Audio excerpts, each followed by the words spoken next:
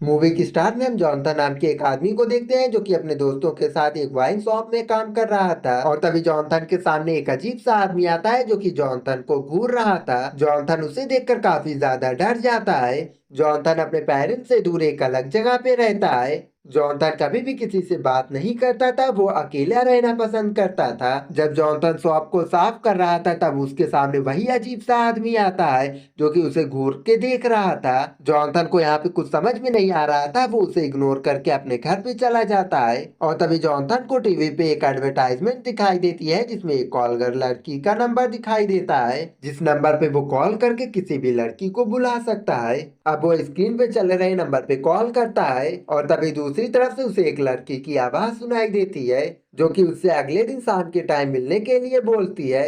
अब ये सुन के जॉनथन फोन काट देता है और अगले दिन का वेट करने लगता है। अब अगले दिन जॉनथन काफी ज्यादा खुश दिखाई दे रहा था अपनी शॉप पे। और तभी शॉप में एरिक आ जाता है जो कि उस शॉप का मालिक होता है। जॉनथन एरिक को शॉप की चाबी देता है और उससे कहता है कि आज रात मैं एक लड़की से मिलने के लिए जा रहा हूँ और तुम शॉप का ख्याल रखना। एरिक ये सुनकर काफी ज्यादा हैरान होता है क्योंकि जॉनथन पहली बार किसी लड़की से मिलने के लिए जा रहा था। एरिक जॉनथन से उस लड़की का नाम पूछता है। जॉनथन उसे बताता है कि उस लड़की का नाम डीना है जिसे वो एक डेटिंग ऐप से मिला है। ये सुनकर एरिक हंसने लगता है और वो जॉनथन के ऊपर काफी ज्यादा खुश होता है। अब जॉनथन अपनी कार लेकर डीना के पास पहुंच जाता है। अब डीना जॉनथन की कार में बैठ जाती है। अब यहाँ से ये दोनों सीधा एक रेस्टोरेंट में जाते हैं। दोनों रेस्टोरेंट में साथ में डिनर करते हैं और वहां से बाहर निकल आते हैं। जॉनथन डीना को घर छोड़ने के लिए कहता है लेकिन डीना इसके लिए राजी नहीं होती है क्योंकि वो जॉनथन के साथ उसके घर जाना चाहती थी। अब वो जॉनथन के साथ उसके घर पे पहुंच जाती है और तभी जॉनथन डीना की ड्राइंग बनाता है। डीना जॉनथन के साथ इंटीमेट होने के लिए कहती है लेकिन जॉनथन इसके लिए राजी नहीं होता है। लेकिन जॉनथन खुद को रोक नहीं पाता है और वो उसके साथ इंटीमेट हो जाता है। अब अगले सुबह जब जॉनथन की आंख खुलती है तब उसे उसके पास डीना नहीं दिखाई देती है और तभी जॉनथन देखता है कि उसके पेट में अजीब तरह से जलन हो रही है। ये सब देखकर जॉनथन काफी ज्यादा हैरान होता है और वो स्टोर जाके ये सारी बात एरिक को बताता है। एरिक उससे कहता है कि ये सब प्रोटेक्शन ना लेने की वजह से हुआ है, इसलिए तुम्हें किसी डॉक्टर को दिखाना होगा। लेकिन जॉनथन डॉक्टर के पास नहीं जाना चाहता था, लेकिन एरिक उसे समझाता है और कहता है कि ये इन्फेक्शन धीरे धीरे तुम्हारे पूरी शरीर में फैल सकता है, इसलिए तुम्हें डॉक्टर के पास तो जाना ही होगा और कोई चारा नहीं है। इसके बाद जॉनथन ना चाहते हुए भी डॉक्टर के पास चेकअप करवाने के लिए जाता है, जहाँ पे डॉक्टर उसके इन्फेक्शन एरिया से सैंपल लेकर उसे बताते हैं इस इन्फेक्शन का रिजल्ट आने में अभी 2 से 3 दिन का टाइम बाकी है। ये सब देखकर जॉनथन को कुछ भी समझ में नहीं आ रहा था और डॉक्टर उसके इन्फेक्शन एरिया पे लगाने के लिए एक क्रीम भी देता है। अब बाहर आने के बाद जॉनथन डीना के पास कॉल करने की कोशिश करता है ताकि वो इन सब के बारे में उससे पूछ सके, लेकिन डीना का फोन बंद बता रहा था। जिसके बाद जॉनथन उसी घर के पास जाता है जहाँ से उसने डीना को पिकअप किया था, पर वहाँ पे उसे डीना नहीं मिलती है और वहाँ पे उसे कोई और आदमी मिलता है। वो आदमी उसे बताता है कि डीना नाम की कोई भी लड़की यहाँ पे रहती ही नहीं है, लेकिन जॉनथन को तो पता था कि उसने डीना को यहीं से पिकअप किया है, इसलिए वो जबरदस्ती उस घर में जाने लगता है। अब जब वो घर के अंदर जाता है तब उसे कुछ मिस्टीरियस लोग दिखाई देते हैं जो कि उसे अजीब तरह से घूर रहे थे। अब ये सब देखकर जॉनथन वापस वहां से चला आता है और घर आने के बाद वो डीना के नंबर पे फिर से कॉल करता है, लेकिन अब डीना का नंबर कोई और उठाता है और वो जॉनथन से कहता है कि ये डीना का नंबर नहीं है। अब ये सब देखकर जॉनथन डीना को ढूंढने के लिए उसी रेस्टोरेंट में जाने का फैसला करता। अब वो रेस्टोरेंट पहुंच जाता है और वहां की वेटर से वो डीना के बारे में पूछता है, लेकिन उसे वहां पे भी कुछ पता नहीं चलता है। लेकिन तभी वो देखता है कि वहां पे एक लड़की उसे अजीब तरह से घूर रही है। लेकिन तभी उसे एरिक का कॉल आता है जो उससे कहता है कि तुम अभी मुसीबत में हो, इसलिए तुम जल्दी से मेरे पास आ जाओ। इसलिए जॉनथन बिना टाइम वेस्ट किए जल्दी से एरिक के घर पहुंच जाता है, लेकिन वहां पे जाने के बाद वो देखता है कि वहां पे एकदम अंधेरा है और एकदम सन्नाटा। अब जॉनथन वहां पे जाने के बाद जोर जोर से एरिक को आवाज लगाने लगता है, लेकिन तभी उसे एरिक की आवाज आती है और एरिक उसे अपने कमरे में बुलाता है। अब वो एरिक के कमरे में जाने लगता है, लेकिन तभी कोई उसके ऊपर अटैक करने लगता है और जॉनथन उससे लड़ने लगता है, लेकिन तभी वहां पे पुलिस आ जाती है जो कि जॉनथन को पकड़ लेती है क्योंकि वो एरिक के घर में आके एरिक को मारने की कोशिश कर रहा था, इसलिए पुलिस उसे अपनी कस्टडी में कर लेती है। और तभी एरिक से मिलने के लिए डॉक्टर आते हैं जो कि उसे बताते हैं कि तुम्हारे टेस्ट रिजल्ट से कुछ भी नहीं पता चला है। फिर डॉक्टर उसे एरिक की घायल फोटो दिखाता है और उससे कहता है कि तुमने एरिक को जान से मारने की कोशिश की थी। जॉनथन को इस बात पे यकीन नहीं होता है और तभी वहां पे एरिक और उसके पेरेंट्स भी आ जाते हैं। यहाँ पे एरिक पुलिस वालों को बताता है कि जॉनथन पहले से ही उसके घर में मौजूद था और जब वो उसके पास गया तब उसने उसके ऊपर अटैक कर दिया। जबकि जॉनथन ये सब बात नहीं मान रहा था, उसके हिसाब से ये सब तो झूठ था। जॉनथन कहता है कि एरिक ने ही उसे कॉल करके अपने पास बुलाया था, जबकि एरिक कहता है कि मैंने इसके पास कोई भी कॉल नहीं किया है। जॉनथन के पेरेंट्स जॉनथन की हालत देखकर समझ जाते हैं कि ये मेंटली ठीक नहीं है और तभी जॉनथन को एक नाइटमेयर आता है जिसे देखकर उसकी हालत एकदम से खराब हो जाती है। अब उसके पेरेंट्स उसे वापस से हॉस्पिटल लेकर जाते हैं। हॉस्पिटल में जाने के बाद उसे फिर से एक नाइटमेयर आता है जहाँ पे कोई उसे छिपके देख रहा होता है और तभी उसकी आंख खुलती है। जब वो अपने हाथ में देखता है तब उसके हाथ में भी जलन हो रही थी और वहां पे एक छाला पड़ गया था। अगले दिन जॉनथन के पेरेंट्स उसे अपने घर लेकर जाने लगते हैं, पर जॉनथन अपने अपार्टमेंट में वापस जाना चाहता था, इसलिए वो उसे अपने पेरेंट्स के घर पे अच्छा नहीं लग रहा था। अब रात के टाइम जॉनथन को एक डरावना नाइटमेयर आता है जिस वजह से वो अपने बेड से उठ जाता है और तभी उसे उसके घर में एक बुरा साया दिखाई देता है जिसे देखकर वो अपने घर में जाके छुप जाता है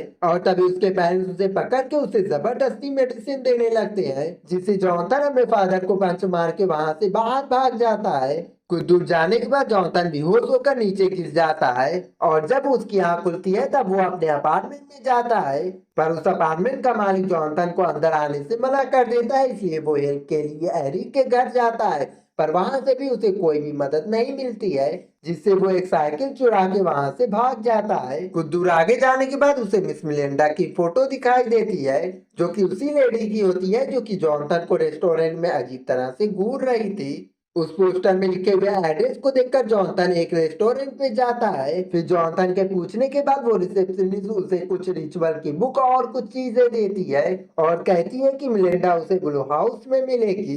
जॉनथन उस बुक को लेकर ब्लू हाउस में आ जाता है और साथ ही उस बुक को पढ़ने लगता है। इस दौरान उसे पता चलता है कि उसके ऊपर काला जादू किया गया है और तभी वहां पे वही औरत आ जाती है जो कि उसे बताती है कि वो तुम्हारे ऊपर एक ब्लैक मैजिक किया गया है, क्योंकि डेविल को मारने वाली किसी लड़की ने उसे पोजेस कर लिया है। असल में ये लोग एक ऐसे इंसान को अपना शिकार बनाना चाहते हैं जो कि एकदम अकेला रहना चाहता है और जो लोग इससे पोजेस होते हैं उसके शरीर में एक ब्लैक स्टेंज बनने लगता है, यानी कि काला धागा, जिसे अगर वो नहीं निकाल पाता है तो वो डेविल खुद आएगा उस धागे को निकालने के लिए और उस धागे को निकालने के साथ ही वो डेविल उसे भी मार देगा। अब जॉनथन को मिलिंडा की बातों पे विश्वास हो जाता है क्योंकि जॉनथन के साथ वही कुछ हो रहा था जो कि उस मिलिंडा ने बताया था। इसके बाद मिलिंडा जॉनथन को एक नाइफ देती है और उसे कहती है कि इसकी मदद से तुम्हें उस धागे को निकालना होगा। अब जॉनथन उस नाइफ की मदद से ब्लैक स्टेंज को निकालने लगता है जिसमें उसे बहुत ही ज्यादा दर्द हो रहा था। इतना ज्यादा दर्द होता है कि वो वहीं पे बेहोश हो जाता है। फिर जब अगले दिन उसकी आंख खुलती है तब उसके सामने वही बूढ़ा आदमी दिखाई देता है जो कि उसे हर वक्त घूरता रहता है, लेकिन इस बार वो कुछ भी नहीं बोल रहा था। जॉनथन ये सब देखकर एकदम हैरान हो जाता है और वो वहां से चला जाता है अपनी साइकिल उठा के, आई मीन चोरी की साइकिल उठा के। अब जॉनथन को वही आदमी दिखाई देता है जो कि उसे डीना के घर पे मिला था। जॉनथन देखता है कि वो आदमी कहीं बाहर जा रहा है, इसलिए वो विंडो से उसके घर में चला जाता है। अंदर जॉनथन को कोई भी नहीं दिखाई देता है, तभी उसे ऊपर फ्लोर पे उसे किसी की हलचल सुनाई देती है और वो ऊपर फ्लोर पे चला जाता है। वहां पे उसे डीना दिखाई देती है जो कि दर्द के मारे तड़प रही थी। डीना एक पेंटिंग की तरफ इशारा करके उसे बताती है कि डेविल अपने शिकार को कैसे मारता है।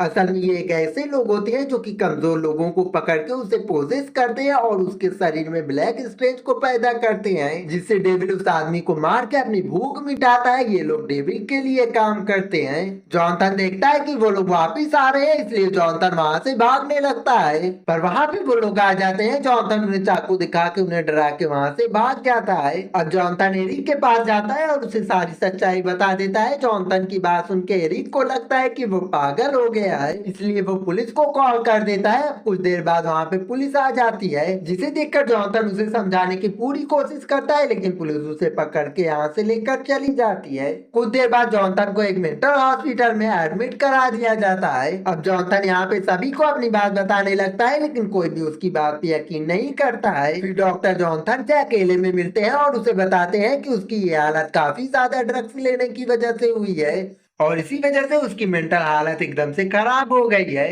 जॉनथन डॉक्टर को समझाने की पूरी कोशिश करता है कि उसकी ये हालत विचेस ने की है, लेकिन डॉक्टर उसकी बात पे विश्वास ही नहीं करता है। अब जॉनथन की हालत और भी ज्यादा खराब हो जाती है क्योंकि उसे पूरे हॉस्पिटल में ब्लैक स्ट्रेंज दिखाई देती है। फिर जॉनथन उसी चैन को फॉलो करते हुए एक रूम में जाता है जहाँ पे उसे उसी कल्ट का एक आदमी दिखाई देता है, जो कि उसे कहता है कि तुम बस कुछ ही देर के मेहमान हो, तुम्हें बहुत ही जल्द डेविल मारने के लिए आ रहा होगा। ये सुन के जॉनथन डॉक्टर को जोर जोर से चिल्ला चिल्ला के बुलाने लगता है। फिर जब डॉक्टर वहां पे आता है तब उसे कोई भी नहीं दिखाई देता है, इसलिए वो जॉनथन को रेस्ट करने के लिए कहता है। अब कुछ देर बाद जॉनथन मौका पाके वहां से भागने की कोशिश करता है, लेकिन हॉस्पिटल के सभी लोग उसे पकड़ लेते हैं और उसे एक इंजेक्शन देकर उसके हाथ पैर को बेड से बांध देते हैं ताकि वो दोबारा यहाँ से भाग ना पाए। और तभी उसी रात जॉनथन के पास एक डेविल आता है जो कि उसका काम तमाम करने के लिए आता है, जिसे देखकर जॉनथन एकदम से डर जाता है और वो डेविल जॉनथन के शरीर से ब्लैक स्ट्रेंज को बाहर निकालने लगता है,